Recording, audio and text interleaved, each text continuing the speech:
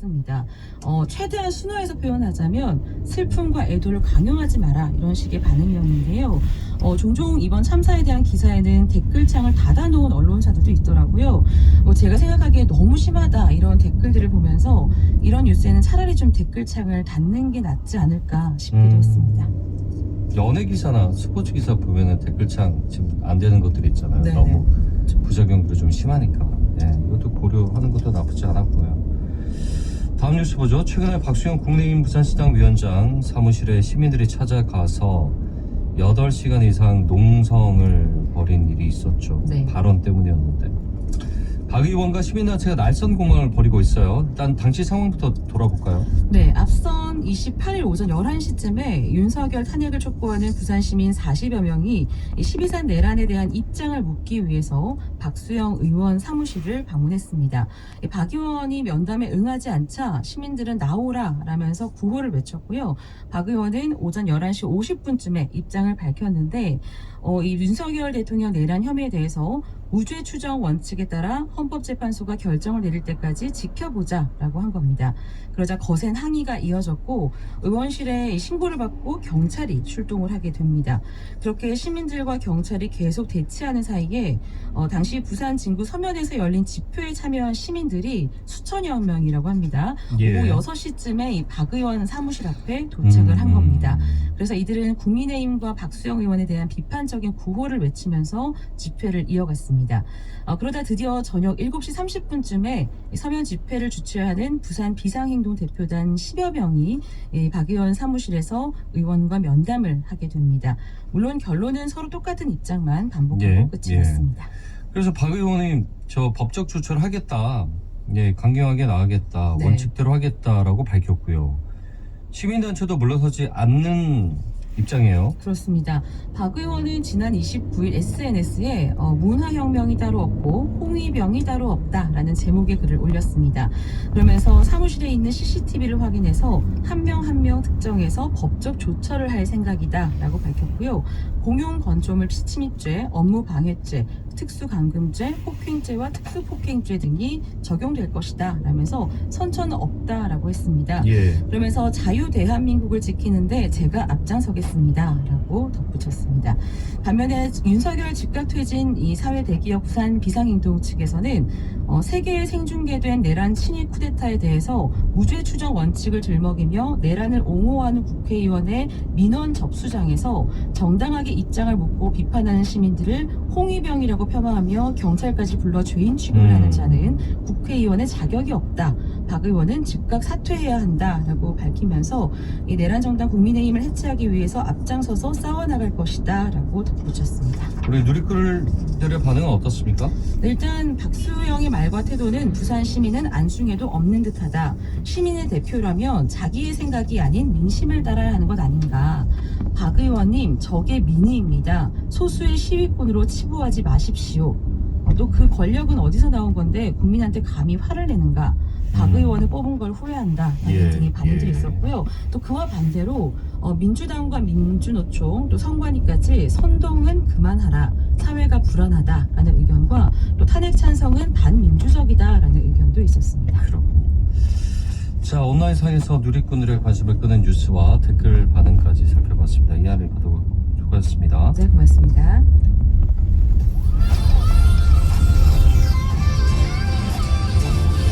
오늘 하루 부산의 이야기를 들려드립니다. 부산의 현장을 생생하게 리포터 취재 현장. 전문가와 함께하는 부산 탐구생활. 우리 동네 이야기가 가득. 시민의 목소리가 살아있는 부산의 오늘과 함께하세요. FM 103.7 채널 고정. 부산의 오늘. 네, 부산의 오늘 함께하고 계십니다. 이번에는 부동산 전문가와 함께 부동산 이슈를 살펴봅니다.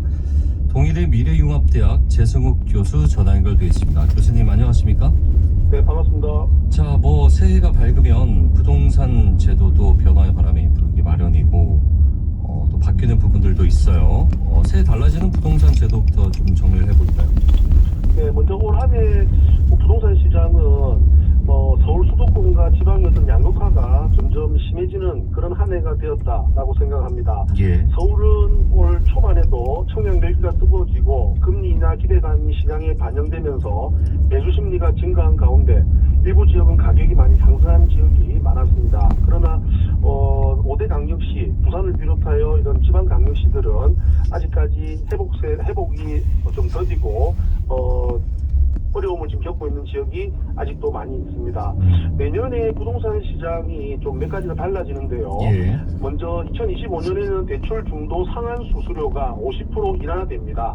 신생아 그리고 신생아 특례 대출 소득 요건이 완화된다 이렇게 보시면 됩니다. 예. 먼저 내년 1월부터 주요 시중은행의 주택담보대출과 신용대출의 중도 상한 수수료가 현재의 절반 수준으로 줄어든다 보시면 됩니다.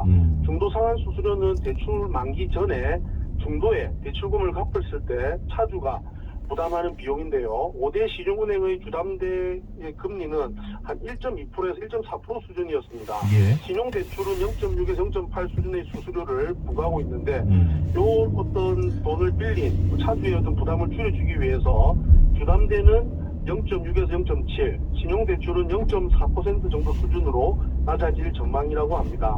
그래서 혹시 이거는 이제 대출을 하셔가지고 예. 중간에 혹시 또 더 좋은 조건의 그렇죠. 금리를 또 바꿀 수 있다라고 하면 예전에는 뭐 이렇게 3년 안에는 중도 상환 수수료 때문에 응감생신 이렇게 하지를 못했는데 예. 중도 상환 수수료가 아마 좀 낮아지면 좀 이렇게 더 좋은 조건으로 옮겨갈 수 있는 그런 혜택이 좀 늘어나지 않을까 예. 생각이 들고요. 신생아 특례 대출 소득 요건도 신생아 특례 구입 전세자금 대출 소득 요건이 내년부터 3년간 기존 부부 합산 연소득이 1억 3천만 원이었는데 내년부터는 2억 5천만 원으로 약 2배 정도 올라간다고 합니다. 예. 특례 대출 기간에는 추가 출산한 경우 또 금리를 현행 0.2%에서 0.4%까지 또 추가로 우대 금리를 적용한다고 합니다. 이거는 아마 혹시 신생아 관련된 예. 대출을 하실 분들은 꼭 체크했다가 활용하시면 그러네요. 좋을 것 같고요. 그 다음에 인구 감소 지역, 비수도권의 주택 취득을 장려하는 세제 혜택도 마련된다고 합니다. 내년 1월부터 인구 감소 지역, 수도권 강력시는 제외되고요. 예. 그 다음에 수도권 내 접경 지역 및 강력시 내에서 군 지역, 부산에는 기장군이 있거든요. 예. 그 예. 기장군이 있는 아파트들은 공시가격 4억 원 이하의 주택 한 채를 신규 취득할 경우 1주택자로 간주해 세제 혜택을 줍니다. 이 말은 지금 한 채가 갖고 있는데 그 기장군 쪽에 공시가격 4억 그러면 한 6, 7억짜리 정도 되는데 그 아파트를 한 채 더 사게 되면 예. 기존에 있는 집이 2주택자가 부과가 되는 게 아니라 네. 1주택자로 계속 유지를 해준다. 간주를 이렇게 해준다. 보시면 그렇군요. 되겠습니다. 이건 아마 지방 어떤 주택을 좀 활성화시키기 위한 그러네요. 그런 제도라고 볼 수가 있고요.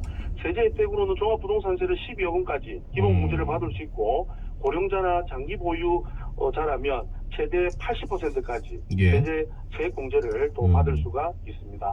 뭐 이런 어떤 부분들이 내년에는 좀 달라지는 부동산 제도다 이렇게 볼 수가 있습니다. 나름대로 시장의 심리를 좀 살리는 데 도움이 되면 좋겠고 중도 상환 수수료 이 부분이 큰 것 같아요. 이전에는 워낙 지금 은행들 상품이 다양하다 보니까 옮겨 갈아탈 때 중도 상환 수수료 내는 것과 금리 떨어진 것 뭐가 더 이득일까 막 따져봤잖아요. 맞습니다. 근데 이제 상환 수수료가 많이 이제 인하가 되면은 이런 부분 부담 좀 줄 것 같긴 하네요. 앞서 말씀하신 대로 지방 지금 미분양 주택 쌓이고요. 뭐 지역 경제 침체까지 건설 경기도 힘들고 그래서 당국이 수도권과 지방의 가계대출 규제를 이원화하겠다. 이거 예전부터 뭐 계속 얘기가 나왔던 건데 이 방안을 좀 검토 중이라고요. 실효성 있어 보입니까? 네, 지방 미분양 주택이 많이 쌓이고 지역 경제 침체가 아마 심화되자 금융당국이 수도권과 지방의 가계대출 규제를 이원화, 그러니까 둘로 나누겠다는 뜻인데요. 그 은행들이 내년 가계대출 공급 목표 계획을 세울 때 지방 대출은 예외를 인정해주는 방안이 우선 검토됩니다. 내년 7월에 시행하는 3단계 스트레스 DSR 총 부채 원리금 상환 비율에서 수도권과 지방의 스트레스 금리 격차를 지금보다 더 불려서 대출 한도를 차등 적용하는 방안도 일각에서 거론되고 있습니다. 다만 지방 부동산 침체 근본 해법으로 대출 규제 완화가 맞느냐, 요거는 좀 뭐 전문가들의 의견이 다 다른데요. 예. 부동산 세제 개편이 필요하다는 주장도 나오고 있습니다. 지금 부동산 시장은 실거주 위주였던 시장이다 보니까 예. 취득세가 지금 3주택부터 8%, 4주택자는 12%입니다. 즉 다주택자들이 이제 시장을 이제 들어오지 못하기 때문에 아무래도 이런 것들이 지금 악순환이 되면서 전세, 또 다주택자들이 이제 집을 사서 이렇게 시세가 좀 낮아지면 또 집을 사가지고 또 전세를 놓고 월세를 놓게 되면 임대주택이 좀 늘어나서 전세 가격의 안정화에 좀 도움이 될 수 있는데 네. 이게 지금 어떤 국회 통과가 안 되고 이런 어떤 분들이 있다 보니까 아무래도 다주택자들이 못 움직이고 실거주 위주였던 시장이 계속되다 보니까 또 내년에는 좀 더 입주 물량이 많이 줄어들면서 전세가가 아마 고공행진할 가능성이 좀 많이 내비치고 전세가 있다. 지금 하반기 들어서도 저기 주변 살펴보니까 꽤나 높더라고요. 네, 이게 지금- 실주택자 분들한테는 이래저래 큰 고민 아니겠습니까? 네, 저번에도 말씀드린 것처럼 아무래도 지금 젊은 30, 40대 이런 분들은 신축 아파트를 많이 선호하다 보니까 네. 아무래도 신축 아파트에 대한 전세를 들어가려고 많이 어떤 노력을 하고 있습니다. 음. 그러다 보니까 이제 입주하는 아파트들은 보통 예전에 전세가 좀 많이 남았는데 지금은 그래도 전세가 지금 빨리 지금 소진이 되고 있는 이런 네. 상황이라 볼 수 있거든요. 그래서 아무래도 이런 것들이 조금 막 겹치다 보면 금리 하락과 더불어서 전세가 상승이 좀 불을 보듯 뻔하지 않을까 이렇게 그 생각합니다. 말씀하신 신축하고 구축하고 가격 차이가 있고 또 네. 좀 실용적인 부분은 구축 아파트들 보면은 그 중에 이제 리모델링 돼 있는 아파트들 이런 것들은 가격이 상대적으로 좀 낮잖아요. 네네. 이런 것들 잘 찾아보면 괜찮을 것 같아요. 내년에 분양 입주 물량이 지금 어떻게 좀 예정이 되고 있습니까? 예, 우리 설명해 본다면 저번에 제가 항상 다음 내년에 입주 물량이 많이 줄어든다 이렇게 제가 저번에도 한번 말씀을 했는데요. 예. 내년 국내 주요 건설사들이 주택에 분양하는 아파트가 15만 가구에도 못 미치는 것으로 집계가 됐습니다. 예. 올해보다 7만 가구 넘게 줄어든 물량입니다. 통계를 확인할 수 있는 2000년 이후에 가장 적은 수준이라고 볼 수 있습니다. 네. 분양 물량 감소는 몇 년 뒤 입주 물량 감소로 이어지고 전세나 월세 시장에 직접적인 영향을 미친다고 볼 수 있습니다. 또 엎친 격으로 내년 전국에서 입주하는 아파트 물량은 올해보다 10만 가구가 줄어든 예. 26만여 가구로 11년 만에 최저치를 기록할 전망입니다. 주택 공급의 선행 지표인 분양과 부행 지표인 입주가 동시에 급감하는 것이라 볼 수 있는데요. 예. 심각한 아파트 공급 절벽 속에 탄핵 전국으로 정부가 추진하는 주택 공급 정책 동력도 좀 떨어지면서 주택 시장 불안이 가중될 것이라는 우려가 계속 나오고 있다 이렇게 볼 수 예. 있습니다. 마지막으로요. 네네. 짧게요. 그 금리가 지금 떨어지는 속도를 다시 미국에서 늦추겠다고 얘기를 하면서 금리 상승에 대한 오히려 부담감도 좀 있는 상태에서 실거주자분들 입장에서는 내년에 주택 구매를 고려를 해도 될 만한 시기인지 어떻게 좀 보면 될까요? 저는 내 집 마련을 하려고 하시는 무주택자분들은 저는 내년 상반기에 좀 적극적으로 좀 움직여야 된다고 저는 생각을 합니다. 왜냐하면 예. 많은 전문가들이 내년에 상저하고 예. 상반기에는 좀 저렴했다가 예. 하반기에 좀 높이 올라갈 가능성이 있다라고 보는 게 예. 내년 부산의 입주 물량도 한 9천 세대에서 한 1만 세대 정도 되는데 부산의 주요 지역이라 할 수 있는 해수 동남 이 지역은 지금 입주 물량이 제로거든요. 예. 사람이 살고 싶어 하는 이런 또 동네에 선호하는 지역에 아파트 입주 물량이 없다라고 하는 것은 특히 또 상반기에 또 많이 몰려있기 때문에 네. 하반기로 갈수록 상당히 새 아파트에 대한 어떤 시소 가치가 상당히 커질 수 있다라고 보면 수요와 공급에 의해서 아마 신축 아파트에 대한 어떤 전세가 또 상승을 하면 또 반드시 또 매매가를 치고 올릴 수 있기 때문에 그렇죠. 아무래도 하반기에는 상당히 가을 이사철을 맞아가지고 전세값, 매매값 좀 많이 또 달라질 알겠습니다. 가능성이 있다 이렇게 볼 수가 지금 있습니다. 금리 계속 높은 동안에 가격은 상대적으로 이제 올라가는 부분은 많이 꺾였기 때문에 네. 상반기에는 한번 고려해보는 것도 나쁘지 않다는 말씀. 알겠습니다. 오늘 여기까지 듣겠습니다. 올 한 해 고생 많으셨습니다. 고맙습니다. 네, 감사합니다. 새해 복 많이 받으십시오. 네, 동의대 미래융합대학 재승욱 교수와 함께했습니다.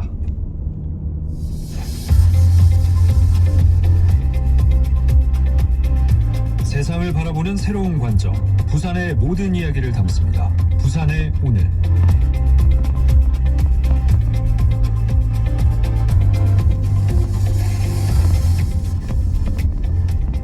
생활 속 자원순환 이야기 함께 해보죠. 연말 연시행사들 국가 애도 기간으로 대부분 취소 또 연기가 됐습니다. 보통은 소망 풍선 날리기, 폭죽 이런 이벤트성 행사가 많이 열리죠.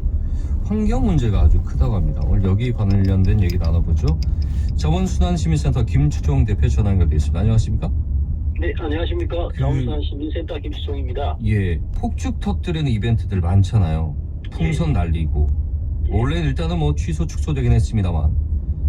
평소에는 많이 이런 것들이 늘 열렸었죠? 그렇죠. 예, 그렇습니다. 특히 뭐 방금 말씀하신 것처럼 해넘이 해맞이 행사를 중심으로 해서 좀 많이 진행이 됐었고요. 그러다 보니까 언급하신 것처럼 문제제기가 시작됩니다. 그래서 2019년부터 이래서는 안 된다 문제제기가 시작되면서 예. 좀 지자체나 공공기관 중심으로 한 행사들은 많이 좀 사라지는 추세로 아. 갔거든요. 그러면 예를 들면 2020년 행사에는 지자체 한 50개, 그다음 민간에서 한 19개 정도 해가지고 거의 70개 정도 행사를 와. 했었는데 2024년 올해 같은 경우는 한 10곳 정도, 그 다음에 2025년 내년 이제 해맞이 행사에는 한 1,500곳 정도가 준비하고 있다고 하트는데 예. 말씀하신 것처럼 아마 계도 기간이기 때문에 그것도 줄어들지 않을까라는 생각은 하지만 큰 거 말고 소규모라든가 개인이 네. 하는 것들은 여전히 좀 진행이 될 거기 맞죠, 때문에 맞죠. 좀 여전히 좀 상당 부분은 진행될 것이다라고 이렇게 볼 수 있겠습니다. 풍선을 예로 들면은 이게 예. 뭐 날아가잖아요. 일단 눈에는 안 보일 만큼 올라가기도 하고 사라지기도 하는데 이게 다시 떨어지잖아요, 당연히. 예. 바다로 가기도 하고 뭐 산으로 가기도 하고. 환경에 미친 영향이 어떻습니까? 이게 작게는 뭐 수백 미터에서 많게는 수백 킬로 혹은 수천 킬로까지 날아간다고 하는 거거든요. 그만큼 날아간다고요? 예, 와. 그렇습니다. 그런데 이게 날아갈 때는 별 문제 없어 보이지만 예. 딱 터져서 떨어지는 순간 우리가 이제 온 천지에 쓰레기를 그냥 뿌리는 형국이 되는 거죠. 네. 예, 그러면 실제로 떨어지면 그 자체로가 쓰레기이기 때문에 곳곳에 환경 오염을 시킬 거고요. 그 다음에 이게 플라스틱 성분이 많으니까 잘게 쪼개지면서 몇 번 말씀드렸던 미세 플라스틱화 될 겁니다. 그러면 공기, 물, 토양이 미세 플라스틱에 오염돼서 인간뿐만 아니라 여러 생태계에 악영향을 미치는 것이 네. 계속적으로 진행된다고 볼 수 있겠습니다. 그렇군요. 야, 우리 할 때만 생각하고 그 뒤는 생각을 안 했어요, 항상. 그렇죠? 예. 이 동물들한테도 위협이 된다고요? 자연 생태계도 영향을 주나 봐요. 예, 사실 풍선 자체는 그냥 봐도 이제 우리 인간 눈으로 말고 다른 동물 눈으로 봤을 때는 먹이로 보일 수 있는데 이게 터져서 떨어지는 것 같은 경우는 더 이제 동물의 먹이처럼 보이거든요. 예. 그래서 이제 육상이나 해양 동물들이 바로 먹이로 섭취하기 때문에 그걸로 인해서 많은 그 죽음을 초래하는 경우가 있습니다. 그래서 우리가 한번 이제 사체들을 점검을 해봤을 때 예. 일반적인 플라스틱도 발견되지만 터진 풍선들이 이 동물들의 안에서 발견되는 거 상당히 있고요. 먹어서 바로 이제 생명을 잃는 그런 케이스도 있고, 네. 그 다음에 이게 풍선을 날릴 때 끈이나 리본 같은 걸 묶지 않습니까? 그럼 이게 떨어지면서 이제 이게 동물들한테는, 우리한테는 좀 크게 유익이 안 될 것 같지만 작은 목 이런 데 감겨가지고 작은 생물체들은 질식까지도 유발하는 상태가 있기 때문에 예. 풍선, 끈, 리본까지 해가지고 동물들한테는 거의 생존의 위협을 가하는 아주 치명적인 수단이라고 볼 수 있습니다. 풍선만 있는 게 아니고 풍선 그 묶는 말씀하신 예. 대로 치장에 필요한 리본이나 이런 플라스틱 소재들 이런 것들 하나하나가 다 위협적인 상시 녹화를 시작합니다.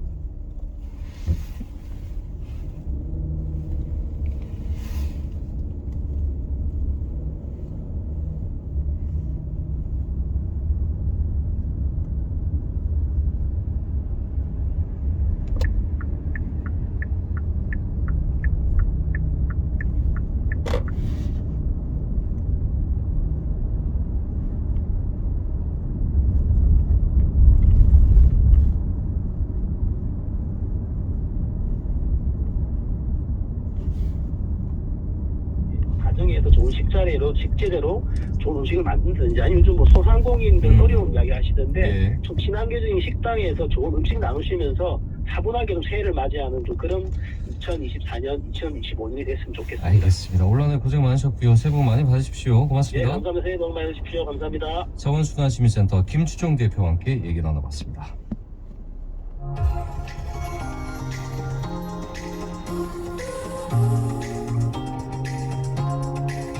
알아두면 쓸모있는 알짜 정보로 매일매일 똑똑해지는 시간. 부산의 오늘과 함께하고 계십니다.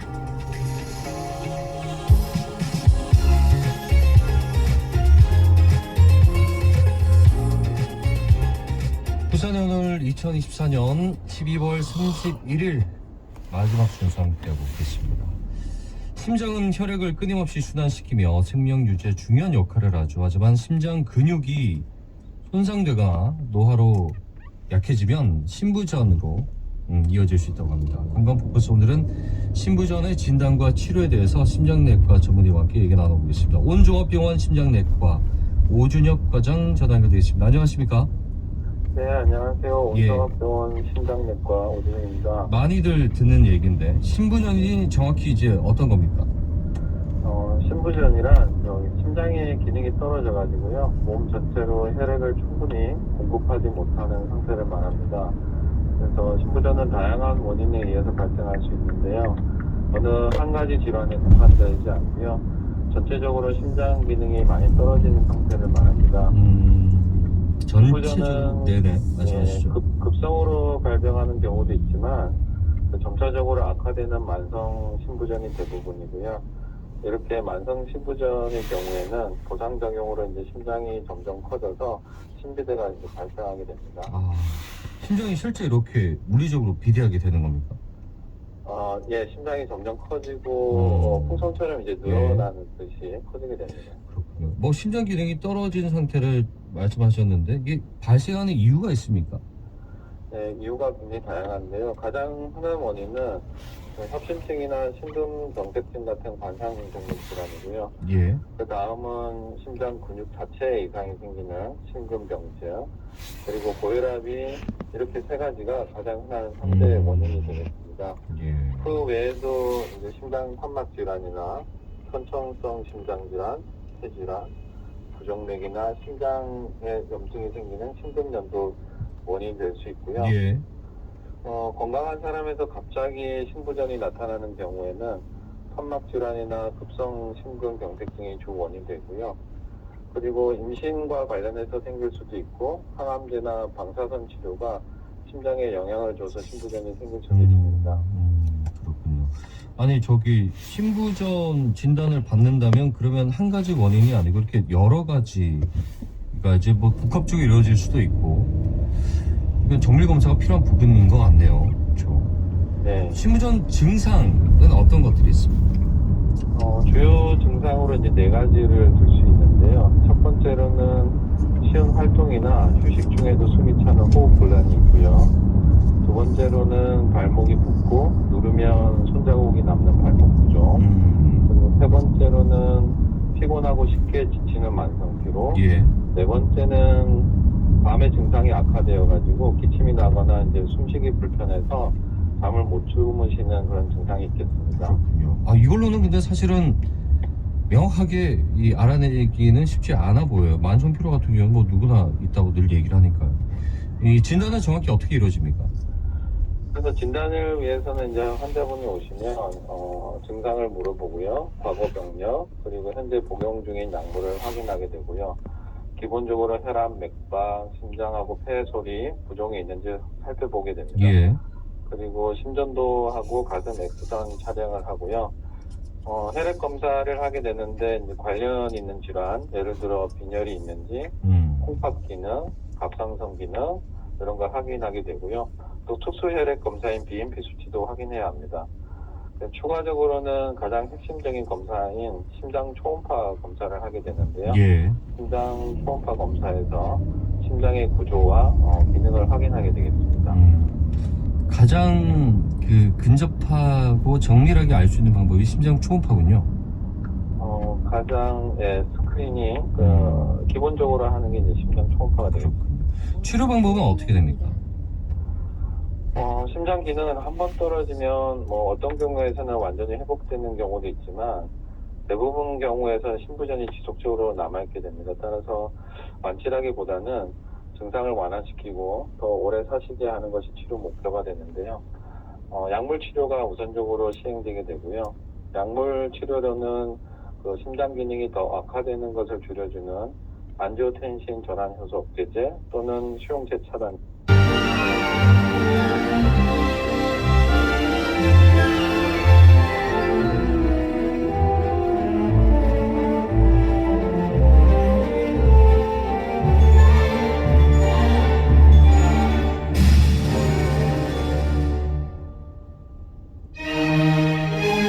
일근 이상 또 선물 안 주면은 우리 PD님이 또 뭐가 됩니까?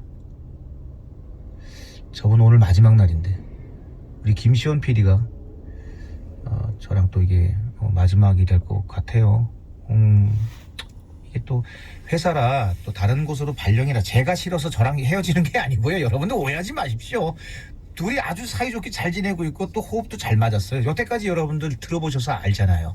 김시원 PD가 연기도 하고요. 사실은 몰래 김시원 PD 몰래 김시원 PD가 이제 출연하고 노래도 부르고 뭐 연기도 하고 그런 모습들을 좀 담아가지고 잠깐이나마 하려고 했는데 지금 뭐 타이밍도 그렇고 여러 가지로 해서 조용히 지금 이렇게 자리를 좀 옮기니까 여러분들도 그 뜻은 잘 받아주셨으면 합니다.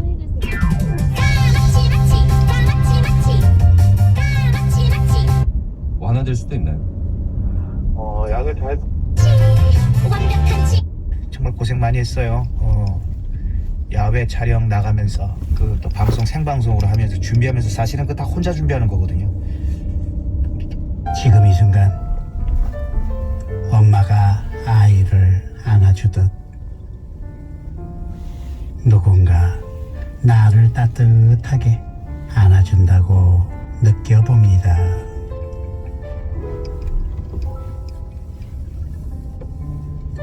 들떴던 숨이 차분해지고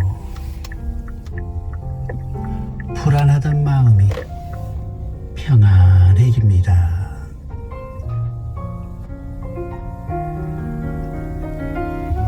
한없는 위로를 받는다는 생각과 행복감으로 충만해집니다.